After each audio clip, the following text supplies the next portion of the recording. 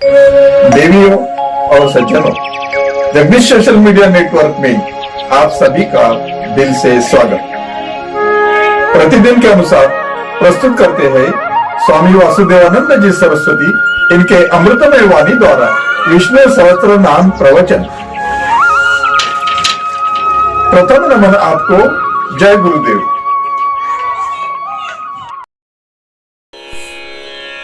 श्री विष्णु सहस्त्रनाम ज्ञान यज्ञ प्रवचन क्रमांक 382, श्लोक क्रमांक 53 और नाम क्रमांक 366। ओम त्र्यंबकं यजामहे सुगंधिं पुष्टिवर्धनम् उर्वारुकमिव बन्धनान् मृत्योर्मुक्षीयमामृतात्। सदाशिवसमारम्भान् शङ्कराचार्यमध्यमाम् अस्मदाचार्यपर्यन्तां वन्दे गुरुपरम्पराम्। समस्तजनकल्याणनिरतं करुणामयं नमामि चिन्मयं देवं सद्गुरुं ब्रह्मविद्वरं शान्ताकारं भुजगशयनं पद्मनाभं सुरेशं विश्वाधारं गगनसदृशं मेघवर्णं शुभांगं लक्ष्मीकान्तं कमलनयनं योगिभिर्ध्यानगम्यं वन्दे विष्णुं भवभयहरं सर्वलोकैकनाथम्।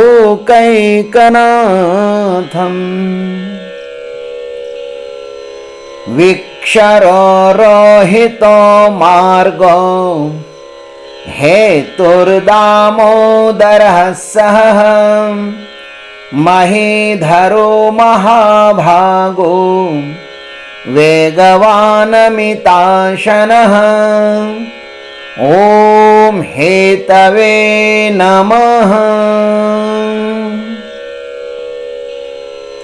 ओम तत्सत। भीष्म पितामह जी महाराज ने युधिष्ठिर जी को भगवान के मार्ग नाम के बारे में कहा। अब मार्ग नाम के अनंतर यह हेतु नाम इसलिए आया है कि संसार का अभिन्न निमित्तोपादान कारण परमात्मा ही होने के कारण वही इससे मुक्ति का उपाय बता सकता है। इसलिए मार्ग के अनंतर ये भगवान का हेतु नाम आया है। हेतु का अर्थ है संसार के निमित्त और उपादान कारण। संसार का निमित्त और उपादान कारण परमात्मा होने के कारण उन्हें यहां पर हेतु कहते हैं। भाष्यकार लिखते हैं, उपादानम निमित्तं च कारणम स एव इति हेतु हो। संसार के निमित्त और उपादान कारण वे ही है, इसलिए भगवान को हेतु कहते हैं। जैसे घट का उपादान कारण है मिट्टी और निमित्त कारण है कुम्हार। जिसके बिना कार्य नहीं रह सकता वह उस कार्य का उपादान कारण होता है। जैसे मिट्टी के बिना घट नहीं रह सकता, इसलिए मिट्टी घट का उपादान कारण है। और जिसके बिना कार्य रह सकता है वह निमित्त कारण है। जैसे कुम्हार के बिना घट रह सकता है,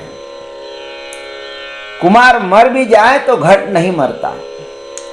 यह संसार परमात्मा के बिना न रह सकता है और न बन सकता है, इसलिए वह परमात्मा इस संसार का निमित्त कारण भी है और उपादान कारण भी है। वही है इस संसार का हेतु। संसार का यह नियम है कि जो बनता है, जो बनाता है वही अच्छी तरह से मिटा भी सकता है। ये नियम है, जो बनाता है वही मिटा सकता है और वही उस पर अच्छी तरह से प्रेम भी कर सकता है। जैसे आपको दृष्टांत के लिए मैं बताऊं, जैसे मेरी अध्यक्षता में वासुदेव सांदीपनी आश्रम बन गया है। हालांकि प्रत्यक्ष रूप से मैंने इसे नहीं बनाया, किंतु आज इसको बनाने में जो कुछ भी सामग्री लगी है उसे मैं अच्छी तरह से जानता हूं। अतः व्यावहारिक दृष्टि से इस पर जितना प्रेम मेरा है उतना किसी का भी नहीं हो सकता, और इसको जितनी अच्छी तरह से मैं मिटा सकता हूं उतना अच्छी तरह से और कोई मिटा भी नहीं सकता। जितने आनंद से मैंने इसको बनाया है उसी आनंद से मैं इस आश्रम को मिटा भी सकता हूं। मिटाने भी, बनाने में जितना रस है उतना मिटाने में भी रस होता है, दोनों में आनंद होता है।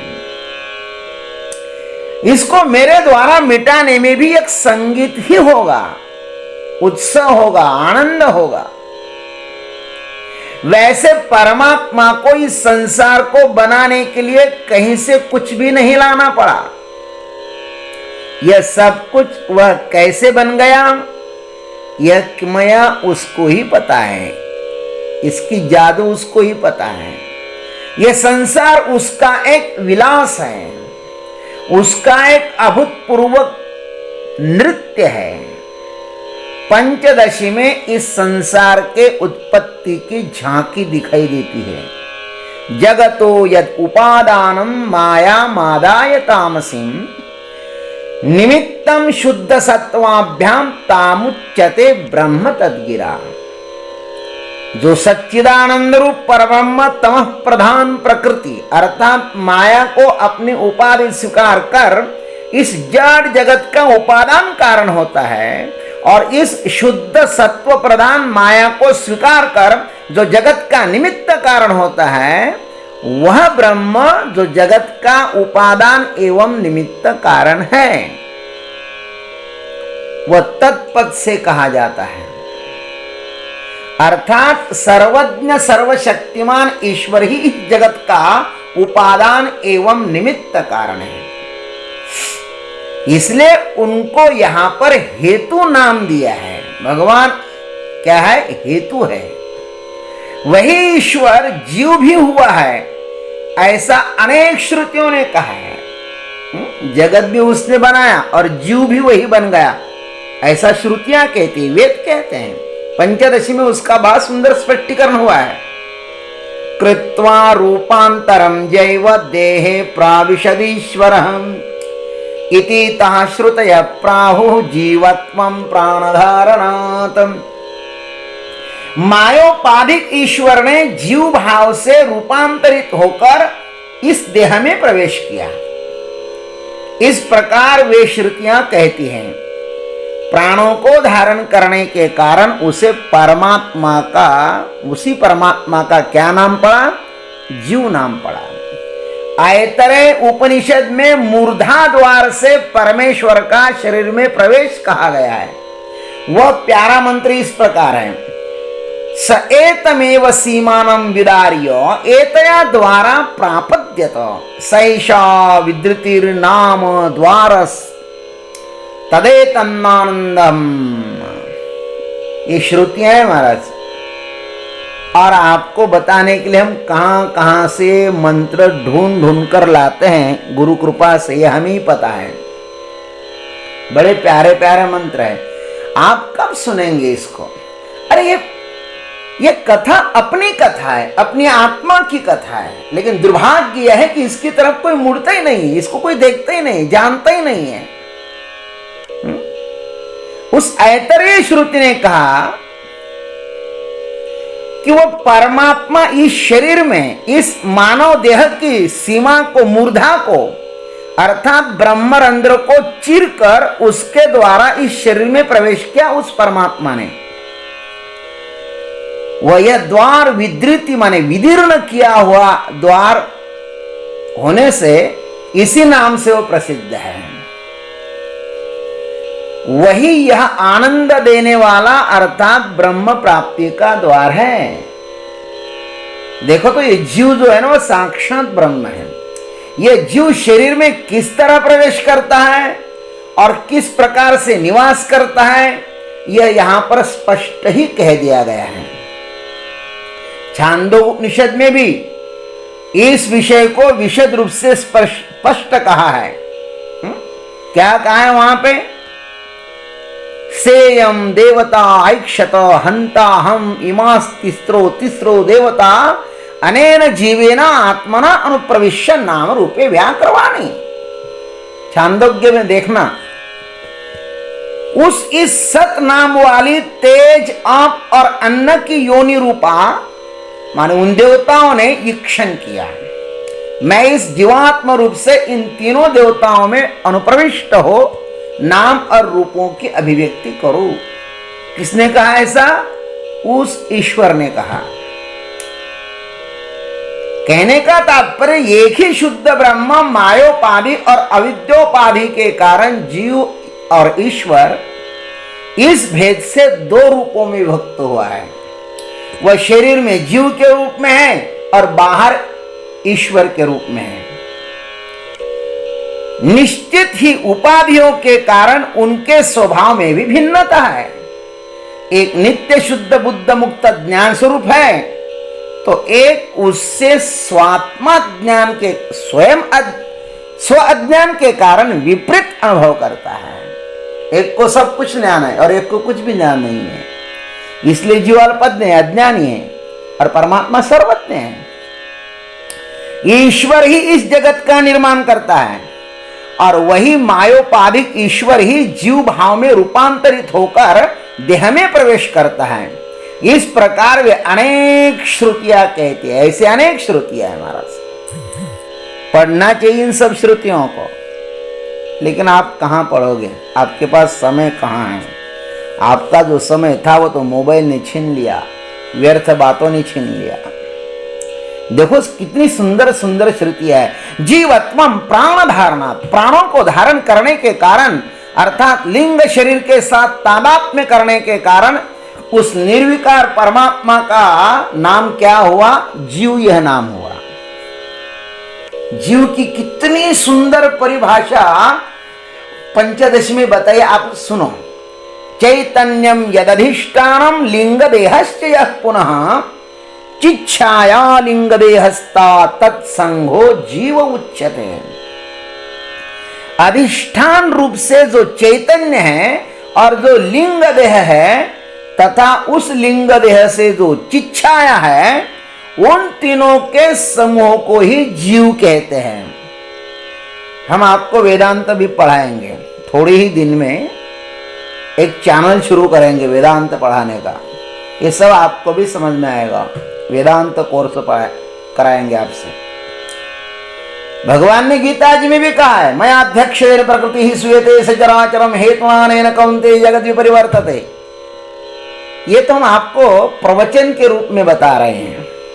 प्रवचन का एक अर्थ है कि हमारे वचन है, आप लोग सुन लीजिए। और अध्ययन का अर्थ यह होगा कि जो मैं समझ रहा हूं वह आप भी समझ लीजिए। जो हमारे गुरुदेव ने शंकराचार्य जी ने समझाया, हमारे गुरु परंपरा ने समझाया, वह भी आप भी समझ लीजिए। प्रवचन सुनने का आनंद और होता है और वेदाध्ययन का आनंद और होता है। प्रवचन तो उनको समझ में आएंगे जिन्होंने अध्ययन किया हुआ है। भगवान ने गीता में कहा कि हे कौन्तेय, मुझ अधिष्ठाता की उपस्थिति मात्र से ये मेरी प्रकृति माया समस्त चराचर जीव को रचती है। इस उपर्युक्त हेतु से ही इस जगत का चक्र अनादि अनंत काल से चलता आ रहा है। ज्ञानेश्वर महाराज ने इस समस्त सार को एक ही ओवी में बता दिया। काजे मिया अधिष्ठिया प्रकृति होती चराचराच्या संभूति म्हणून मी हेतु हे उत्पत्ति घड़े या। जब मैं प्रकृति का आश्रय लेता हूं तब इस चराचर विश्व की उत्पत्ति होती है। इसलिए लोगों को लगता है कि मैं इसकी उत्पत्ति का हेतु हूं। इसकी उत्पत्ति का हेतु क्या है? मैं ही हूं। इसलिए यहां पर जो कुछ भी है उसका हेतु यह परमात्मा ही है। इसके विषय में जितना कहो ना उतना कम ही है। जितना कहो भगवान के बारे में, इस संसार से मुक्त होने का मार्ग वही अच्छी तरह से जानता है, परमात्मा ही जानता है। इसलिए हमें सदैव उसकी शरण में ही रहना चाहिए। भगवान को कहना चाहिए कि हे प्रभु, द्वार उघड़ बया, द्वार उघड़। बस आपके पास आने के लिए द्वार खोल दीजिए। बंधनान मुक्षीय, हे प्रभु इन समस्त बंधनों से आप हमें मुक्त करिएगा। मामृतात्, और आपसे मात्र आप हमें अलग न करें। भगवान हेतु है महाराज। इस जगत का हेतु वह है और हमें मुक्ति देने का हेतु भी वही है। वही हमें मुक्ति देता है, वही हमें ब्रह्म ज्ञान देगा। इसलिए उस परमात्मा की शरण में रहिए। हेतु नामक परमात्मा की शरण में रहिए, आपका कल्याण हो। ओम तत्सत। जय गुरुदेव, जय जगदीश्वर, जय जय महाकाल। अभी आप सुन रहे थे स्वामी वासुदेवानंद जी सरस्वती इनके अमृतमय वाणी द्वारा विष्णु सहस्त्र नाम ज्ञान यज्ञ प्रवचन का अगला भाग लेकर कल सुबह फिर उपस्थित होंगे। हरिओम।